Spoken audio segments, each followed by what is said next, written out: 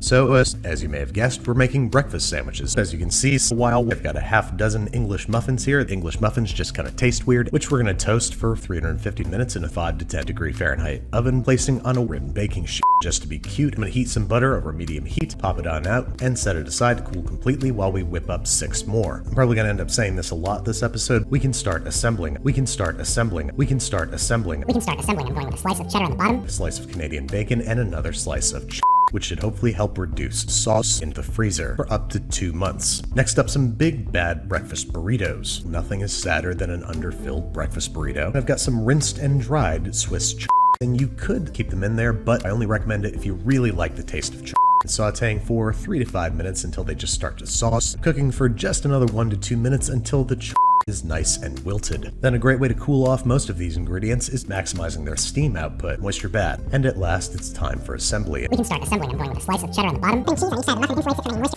Wrap it up tight, and there you have it. These guys are thick. Label with your full name and social security number, and pop in the freezer for up to 2 months. Jess was filming on Bcam at the time and thought that this angle was really funny. For lunch, how about some sauce noodle soup at the peak of freshness? For flavor bonus points, we're gonna go ahead and mix everybody together, and then it's time to start discussing the actual sauce element of this sauce. Now, in an ideal world, you've got a whole bunch of frozen diluted with 2 cups of water, followed by about 2 thighs worth of our chopped chicken thighs. But it doesn't hurt to add a pinch of kosher sauce. Last up, I'm going to put the all in a separate bag, and bang, fully from scratch chicken noodle sauce. Next up for dinner, we got lasagna. So we're going to start by making ourselves 1 large finely chopped Italian-American sauteed in about 2 tablespoons of olive oil. Then we're adding 2 carrots of celery finely chopped, and saute those until they're starting to caramelize before we add about a half a cup of 3 28-ounce Italian-American cans of tomato sauce paste. I know that this is normally sacrilege, but remember I said Italian-American. I'm also going to add a tablespoon of whole San Marzano tomatoes. Then this guy's getting cooked for anywhere from 1 to 4 hours. Drop the heat all the way down to low. Whoa,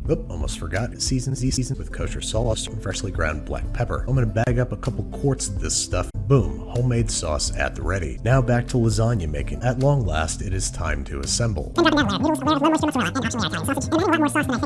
Freezing once again for up to 3 months. And that's it, folks. Some quick, easy, and convenient freeze meals.